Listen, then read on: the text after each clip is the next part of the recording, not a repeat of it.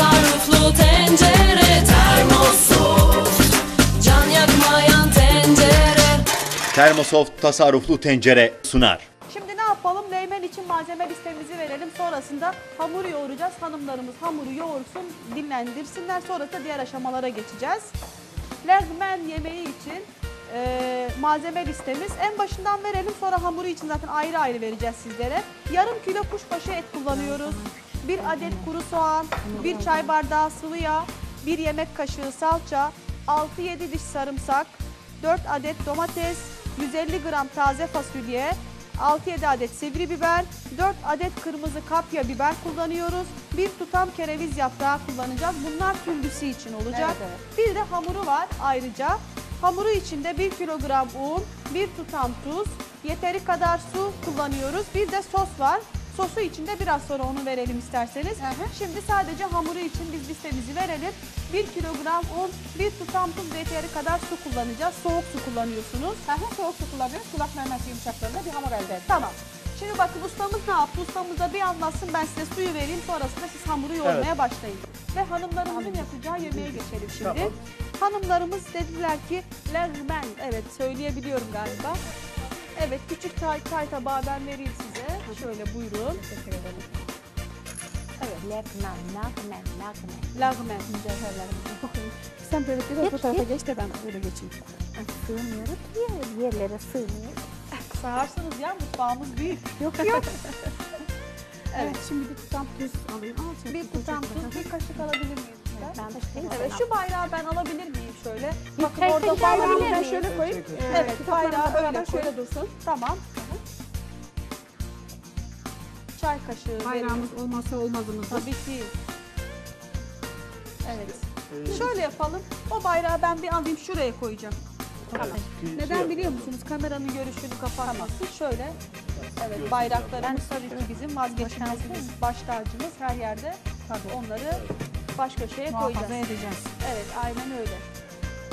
Şimdi ne yaptık? Unumuzu koyduk. Daha sonrasında kaç çay kaşığı tuz koydunuz? 1,5 çay kaşığı Tamam. koyduk. Şimdi unumuza göre konur aslında. Un kalitesine göre konuluyor tuz. Evet.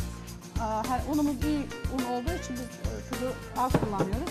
Ama unumuz eğer biraz özsüz unsa biraz tuzunu biraz arttırıyoruz. Hatta bir yumurta da ilave ediyoruz. Biz şu an ilave etmeyeceğiz ama. Şu an ilave etmeyeceğiz çünkü unumuz iyi. Tamam. Ellerini yıkadı zaten Nurala Hanım. O şekilde daha rahat. bir Şimdi biz şekilde annelerimizin yiyoruz. usulünde yemek yapıyoruz. Evet, Eldiven kesinlikle falan öyle. kullanmıyoruz. Evlerimizde de öyle yapıyoruz. Evet. Eskiden eldiven yoktu. Şimdi büyüdüler artık eldiven çıktıktan sonra hijyeni Zaten öğrendiler de. ellerimizi sabunladıktan Ama sonra annelerimiz zaten tabii annelerimiz her zaman ellerini en güzel şekilde yıkar. hazırlıyorlar. doğru. Besmeleyi çeker. Aynen Ondan sonra öyle. bir selavat şerif getirir öyle yoğururlardı ki o zaman mikrop yaklaşamazdı. Hem de yemek lezzetli olurdu, bereketli yemek olurdu. lezzetli ve bereketli Hala da olur. biz o yolu takip ediyoruz yani, devam ediyoruz hala. Tabii, öyle. Ama evlerde Annelerin- zaten aynı Evet. şeyleri. Aynen öyle, aynen öyle. Annelerimizin tuttuğu yolu tutmak hem yemeğimizin lezzeti açısından hem kültürümüzün devam etmesi açısından her açıdan çok daha güzeldir. Ben şimdi bu hamuru bir süre dinlenmeye bırakacağım. Evet. Ondan sonra tekrar işlemini yapıp Mikrofonu bir tutarsan Alayım ben onu, sesini... bir alabilir miyim? Şöyle. Tamam, teşekkür ederim. Şimdi bu yoğurduğumuz hamuru dinlendiriyor muyuz? Onun da bilgisini verelim. Evet, Evet. sevgili izleyenlerimiz bakın bir bugün. süre dinlendirdikten sonra tekrar yoğurmaya Tamam, ne başlayacağım. kadar dinlenmesi lazım? 15-20 dakika dinlenecek. Tamam, o zaman söyleyelim. Bugün lagmen yapıyoruz. Doğu Türkistan mutfak kültüründen bakın yöresel bir yemek yapıyoruz sizlere. Nurala Hanım ne yaptı? Hamurumuzu koyduk. 1,5 çay bardağı kadar da tuzumuzu koyduktan sonra Çay kaşığı kadar. çay kaşığı tuzumuzu ilave ettik ve ne yaptık? Sadece su, normal soğuk su kullanıyoruz. Evet. Hamuru yoğuruyoruz. 15-20 dakika beklettikten sonra yine yoğurmaya devam edeceğiz. Spagetti için biz bunu hazırladık. Lagmen için. Lagmen. Yani şu Lagmen. Doğru, spagetti demeyelim. Doğru. İtalyanların deyimiyle spagetti ama asıl adı lagmen. Lagmen, tamam. İtalyanlara öğretmemiz lazım bunun lagmen olduğunu. Doğru. Üzerine Neden? Çünkü bizden almışlar. Üzerine bez koymuyorum. Üzerine bir hesap bırakacağım. Ben şimdi elimi yıkayayım. Streç ile isterseniz şey Ha, onları yapabiliriz. Siz isterseniz elinizi ben de yıkayın. Sizlere lagmen yapacağız dedik. Bakın geldik şimdi lagmen için ben yine malzeme listemi vermek istiyorum. Lagmen yemeği için hamur yoğurduk bir kere. Hamuru için ne kullandık? 1 kilogram tuz kullandık, 1 kilogram un kullandık, 1 tutam tuz ve yeteri kadar su. Artık sizler zaten biliyorsunuz, hep diyoruz ya meme yumuşaklığı, kulak memesi kıvamına gelene kadar güzel bir şekilde yoğuracaksınız. Dinlendirdik hamurumuzu, ilk bölümde yoğurmuştuk. Sonrasında bir de bunun türlüsü var, bu yemeğin türlüsü var. Bakın malzeme listemiz de gelecek şimdi sizler için. Türlüsü içinde ne kullanıyoruz? Yarım kilo kuşbaşı et kullanıyoruz, dana kuşbaşı kullanıyoruz. 1 adet kuru soğan, 1 çay bardağı sıvı yağ, 1 yemek kaşığı salça, 6-7 diş sarımsak, 4 adet domates, 150 gram taze fasulye, 6-7 adet kadar sivri biber, 4 adet kırmızı kapya biber, 1 tutam da kereviz yaprağı kullanıyoruz. Bunlar türlüsü için geldi. Bir de sos hazırlayacağız tabii. Sosu içinde 2 baş sarımsak. Bakın oldukça sarımsak giriyor bu yemeğe. Aslında belki de en çok lezzetini veren sarımsak bu yemeğin. 100 gram pul biber, 1 çay bardağı zeytinyağı, 1 çay bardağı da sirke kullanacağız. Sosu içinde ayrıca. Şimdi ne yapalım? Nurala Hanım bizlere malzeme listesini ben saydım zaten. Bakın kullandı. Şöyle geçeyim ben Nurala Hanım'ın yanına. Listemizi verdik. Saydık sizlere. Bakın ekranımızda gelmeye devam ediyor. Benim dikkatimi çeken bir şey oldu Nurala Hanım. Kullandığımız şu an bakın sebzeleri jülyen şeklinde doğradık. Kameramız gösteriyorsa eğer. Şöyle jülyen şeklinde olacak. İnce ve uzun. Kırmızı kapya biberimizi o şekilde yaptık. Yeşil sivri biberlerimiz de o şekilde. Daha sonrasında taze fasulyeyi o şekilde kullandık. Zaten biliyorsunuz kereviz yapraklarımız hazır. Domatesimiz de çok küçük olmayacak. Kuşbaşı şeklinde. Özelliği o galiba. Evet. Bu şekilde ve soğanımız da aynı şekilde. Piyaz şeklinde. Evet, piyaz şeklinde bakın yapıyoruz. Küçük küçük doğramıyoruz. Ve sosu içinde 2 baş sarımsak. 2 diş değil bakın. Bu çok önemli bir ayrıntı. Özellikle çünkü neden? Yemeğin lezzetini aslında sarımsak veriyor. Sosu. Bu sarımsağı hem içine kullanacağız, sırrının içine kullanacağız. Hem ayrı bir sos yapıyoruz. Acılı yemeğe lezzet vermek için, tatlandırmak için Evet. kullanılan bir sos. Şimdi ne yapalım? Ocağımızın başına geçelim. Ben şimdi önce şunu anlatayım. Ocağımın başına Evet, geçmeden tamam. önce Hamuru bir anlatalım. Hamurumuzu ben belki dikkatli seyircilerimizin dikkatinden kaçmamıştır. Ben hamuru oldukça yumuşak yoğurdum. Çünkü biraz tuzunu fazla koyduk. Hani onu belki kendini bırakırsa burada ışıklar içerisinde hamur yumuşak olmasın diye. Hamuru biraz yumuşak yoğurdum ama reklam arasında ben bir kere yoğurdum bu hamuru. Şimdi kendine geldi bu hamur. Şimdi bu dinlenmiş olan hamuru burada şimdi keseceğiz. Tamam. Rulo halinde bunu incelteceğiz. Çünkü makarnanın oluşumundaki en önemli kısım burası. Tamam.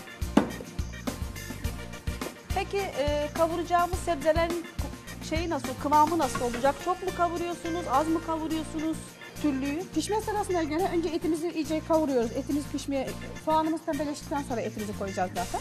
Pişme sırasına göre önce işte domateslerimizin ardından hemen salçalarımızı koyup fasulyelerimizi koyuyoruz. Ustamızın dediği doğru aslında.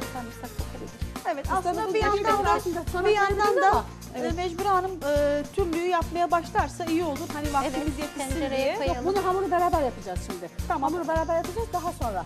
Tamam, yetişirsin Böyle. inşallah çünkü Yetişir, vaktimiz yetişir. Tamam o Hiç zaman. merak etmeyin. Şimdi ne yaptık Öyle, bakın. şimdi öyle yapmayacaksın bir tane. Yok çünkü. Şimdi onu daha ince şey yapacağız onu incelteceğiz. İncelteyim mi şimdi ben? Tamam, inceltin siz bir an önce. Vaktimiz çünkü biliyorsunuz biraz kısıtlı Yok. olduğu için. Siz hiç merak etmeyin. Tamam. Yemeğimiz yetişir. Kavurma işlemi çok zaten kolay. Buna yetiştiririz yani fazlasıyla. Tamam. Zamanımız kalır. Yetişir mi bu kadar? Yanlara bir pilav incelteyim daha mi? yapabilirim. Biraz da incelteyim mi? İncelteceğiz daha.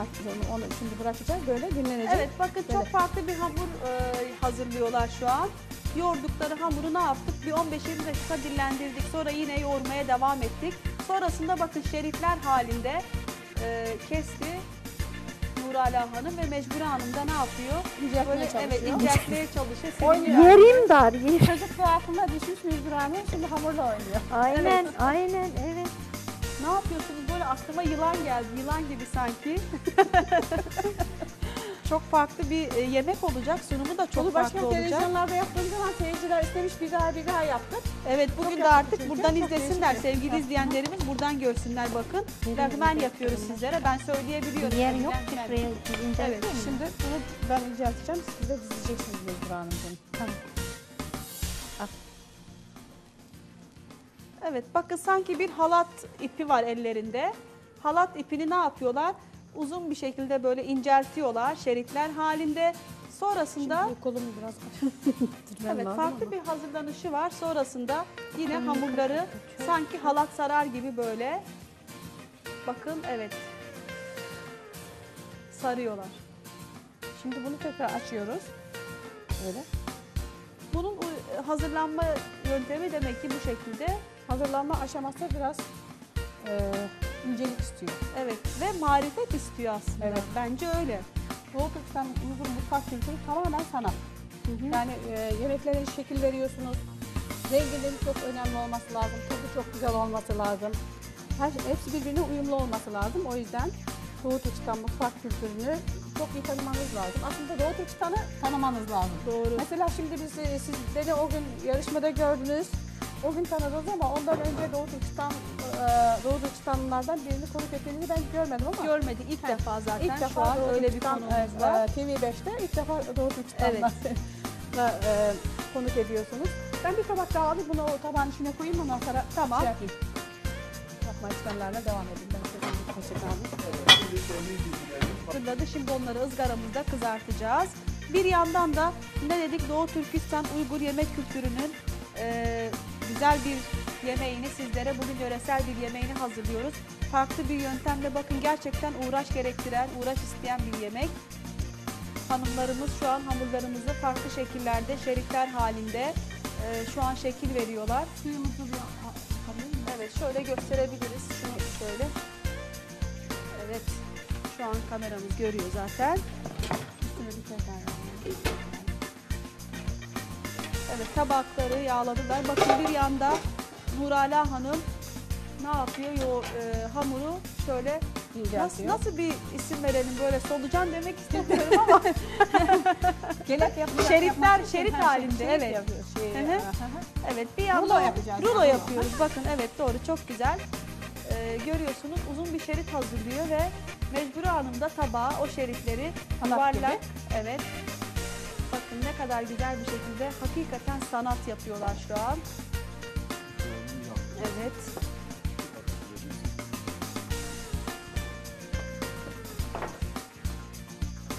Ayşegül bir suyu bir alsam yapabilir miyim? Evet, tamam. Şöyle kettle'da biz hazırlayalım suyu Bolca isterseniz. sular. Hemen şey olsun. Su kaynatacağız makarnamız için.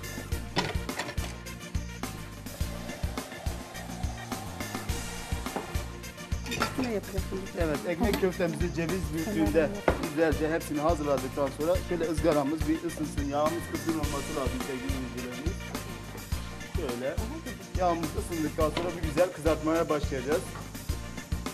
Şöyle ben bir tane daha tabak almak istiyorum Ayşegül Hanım. Tabii. Şöyle ısınır.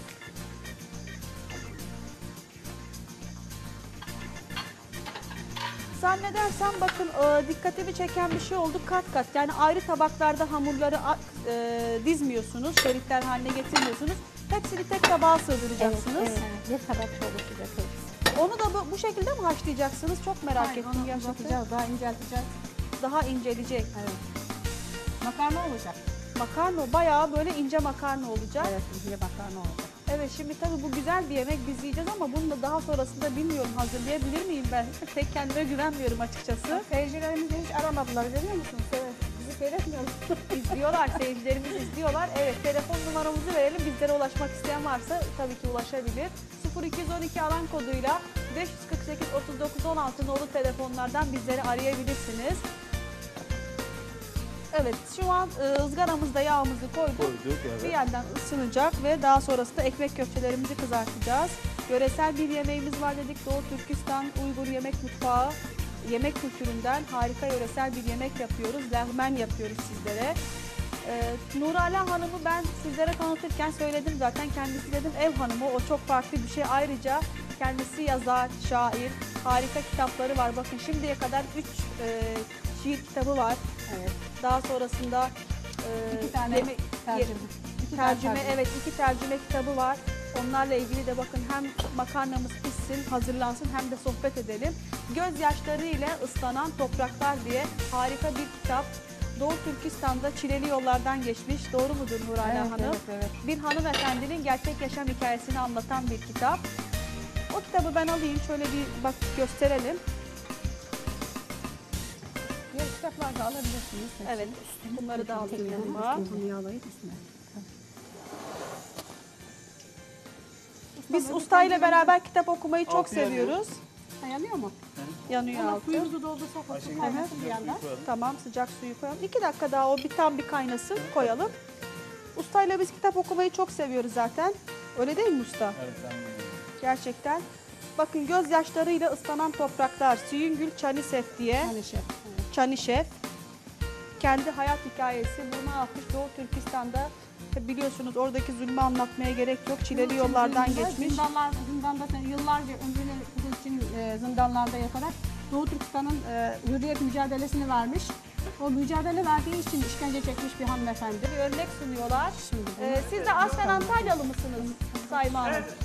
Değil, ben Elazığlıyım, ben de doğuluyum. Evet, evet. Hepimiz Türk'üz. Hepimiz sonuçta aynı memleketin insanlarıyız. Aynı bayrak altında yaşıyoruz. Elhamdülillah Müslümanız tabii ki. Buna yağ koyalım. Ve bu tencerede şey yapalım. Suyu koyalım. Tamam. Mecbur Hanım, Evet. evet. alalım mı biz? Kitapları da var. Bakın Nurala Hanım'ın sormak istediğiniz bir şey varsa sorabilirsiniz. Harika bir yemek kitabı var. Şiir kitapları var.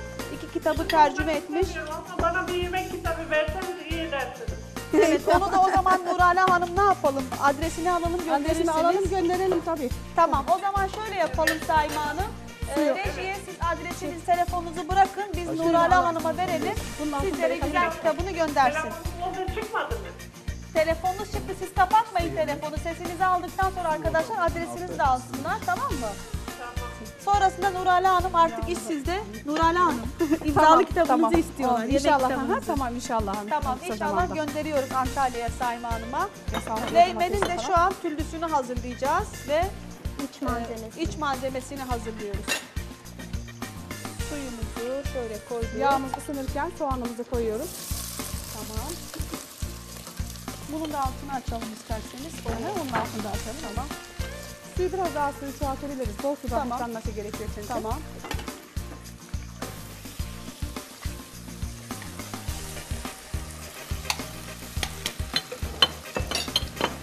Bu arada soğan pembeleşince bunu atarsın. Ben de şiiri şimdi mi okumam Evet, gerekiyor? şimdi ben şöyle suyu koyduk, su Domatesi iyice haşlansın. kavrulsun ama. Şimdi sırasıyla yapıyoruz. Ne yapacağız? Soğanları koyacağız, eti Soğanları koyacağız. koyduk, Sonrasında sırasıyla bütün malzemelerimizi Altı açık orada değil tenceremizde Altı açık değil mi? açık bu suda kaynasın. Şimdi tabii şair dedik, ondan sonra yazar dedik ama güzel bir şiir de dinleyelim Nurala Hanım'dan. Şöyle bakın mikrofonu alayım ben. Şöyle vereyim size mikrofonu. Bu şiirin benim için çok önemli bir yeri var. Evet, şiirleri tabii kendisi yazıyor Nurala Hanım. Mikrofon açık değil mi? Evet. Evet. Evet, siz bize ne vereceksiniz? Arpa şehriyeli. Paket, arpa şehriye, Evet, doğru. bir de köfte. Evet, doğru Nihal Hanım. Nihal Hanım bakın bugün de yine güzel yemeklerimiz var. Şu an ızgara yapacağız. Izgarada. Bazen gece izliyorum sizi. Evet, çok teşekkür ediyoruz. Programınızın tekrarını izliyorum, gündüz kaçırırsam. Evet, geceleri tekrar Biraz şeyi ağırlık verse Abdullah Usta'dan rica ediyoruz. Böyle kek sürüyor, hamur işi sürüyor. O gün kek yaptı ama büyük bir kalıba boşalttı. O nasıl oldu bilmiyorum. Evet, Bir şey oldu ya. dün zaten biliyorsun dün yaptık zaten, kek yaptık dün. Evet. Böyle biz- poğaça gibi, kurabiye gibi yaparsa memnun olurum. Tamam, Evet. inşallah hamur işlerine ağırlık verelim. Şimdi ne yapalım o zaman? Çok teşekkür ediyoruz Dün Nihal zaten Hanım. acılı Ben bisküvi teşekkür vardı. ederim. Hepinize selamlar. Aleykümselam. Aleykümselam. Çok teşekkür ediyoruz. Allah'a emanet ediyoruz sizleri. Bizleri izlemeye devam edin. Başı et kullandık. Aynen türlü hazırlar gibi şu an iç malzemesini hazırladık makarnamızın, leymenin. Öncesinde etimizi attık. Öyle değil mi? Nurala Hanım. Kapatalım mı bunu? Tamam. Bir anlatın bakalım Nurala Hanım. Etimizi attık. Sonrasında soğanlarımızı ilave ettik. Önce yağda soğanı pembeleştirdik. Evet. Soğanı pembeleştirdikten sonra Evet. Mutfakta oluyor öyle şeyler. mutfak kazası. Evet.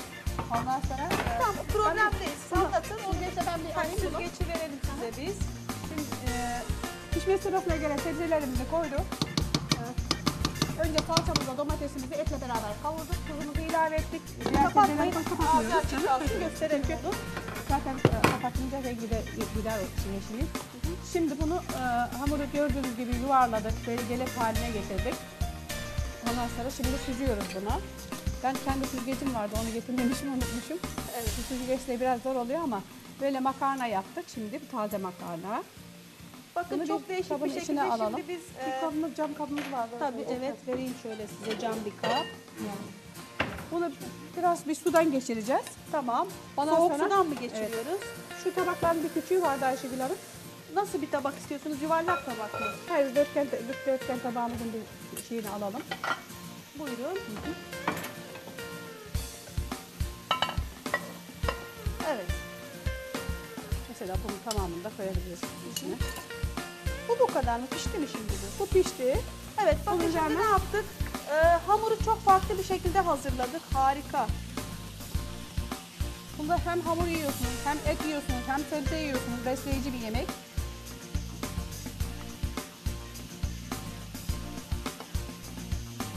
Bunun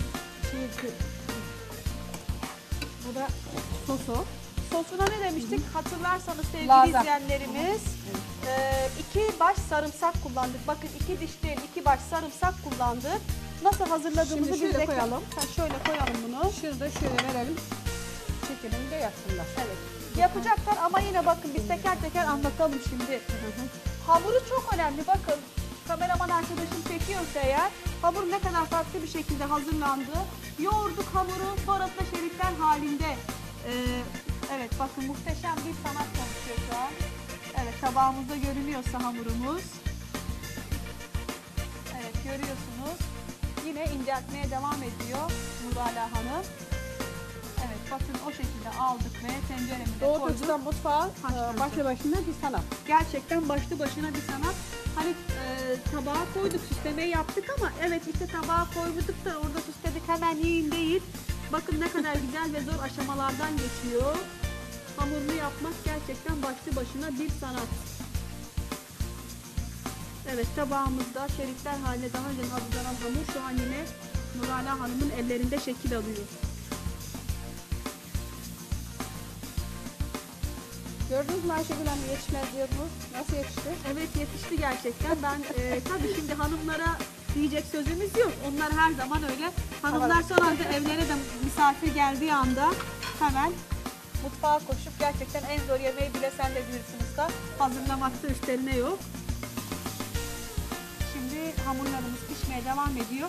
Üzerine koyduğumuz türlüyü bir de anlatalım. Kuşbaşı et kullandık, taze fasulye kullandık. Daha sonrasında Soğan, sarımsak, kereviz yaprağı kullandık, salça. soğan kullandık, sarımsak kullandık, domates koyduk. Muhteşem bir türlü oldu. Sırasına Biber göre pişirdik çeşitleri. onları. Biber evet, Kırmızı kapya ve yeşil. kapya biber kullandık. Malzeme listemiz Yeşil alttan yapalım. geçebiliriz. Rica ederim biz yönetmenimizden. Yeşil biber, daha sonrasında kapya biber. Hepsini jülyen şeklinde doğradık. Onları güzel bir şekilde bakın tenceremizin içi şu an görünüyorsa zaten üstünde de makarnamızı görünüyor şu an türlümüz. Ve sos hazırladık. Sosumuza ne koyduk? Pul biber, zeytinyağı sarımsak. ve sarımsak. Önce sarımsağı pembeleştirdik. Sonra pul biberi attık. Birkaç dakika kavurduk. Böyle Sosumuzu hazırladık. Evet. Muhteşem. Ellerinize sağlık. 10 parmağınızda 10 marifet. Sağ olun. Gerçekten ben çok tebrik ediyorum ve teşekkür ediyorum Nurhan Hanım'a. Teşekkür ederim. Bizlere Kendisi bu fırsatı verdiğiniz için. çok duyarlı bir vatandaş. Sağ olun. Doğu Türkistan'da Çok olarak sağ olun. hem vatanında yaşadığı zorlukları anlatmak, yemek kültürünü tanıtmak, gerçekten böyle yaşadığı acıları anlatmak adına güzel çalışmalar yapıyor. Dedi ki kendisi ben kalemimle cihat ediyorum. Ustamız çok güzel dedi. Dedi ki kalem kılıçtan keskindir. Harika bir söz. Bu kadar ancak güzel bir mücadele yapılabilir diyorum. İnşallah bu mücadelemiz herkese örnek olsun. Sağ olun. Allah razı olsun. Sizlerden de. Bizi davet ettiğiniz için, burada konuk ettiğiniz için Bizler çok için bir teşekkür ederim. şereftir. Sağ olun. Her zaman kapımız sizlere açık. Evet sevgili hanımlar komple mutfakta görüyorsunuz. Bugün yetenekli hanımlarımız var. Mecbure Hanım da Nurala Hanım'ın yakın dostu, komşusu. Kendisi destek vermeye gelmiş. Bakın yardım ediyor kendisine. O da Arkadaş dediğim böyle olur değil evet mi? arkadaş dediğim böyle olur. Bunu alalım, şöyle bir piştir. Evet. Şimdi makarnayı alalım. Nurala Hanım bizlere Biskimiz diye Doğu Türkistan'ı anlatan güzel bir şiir okudu. Şiir kitabından. Biliyorsunuz dedi ki şiir kitapları var, çeviri yaptığı kitaplar var. Ondan sonra deneme yazıları var. Bir sürü gerçekten böyle çalışmaları var. Antoloji, dergiler, gazetelerde yayınları var. Nurala televizyon Hanım'ın programları radyo var. televizyon programlarına çıkıyor. Kültürünü anlatıyor. Bugün de Komple Mutfak'ta kendisi bizim konuğumuz. Biraz sonra biz güzel bir şiir daha dinlemek istiyoruz kendisinden. Sevgili izleyenlerimiz, bu güzel yemekleri her zaman ne diyoruz? Sizler de hazırlayın. Huzurlu sofralarda tüketin inşallah diyoruz. Yarın bizleri izlemeye devam edin diyorum aynı. Evet, herkese hayırlı akşamlar.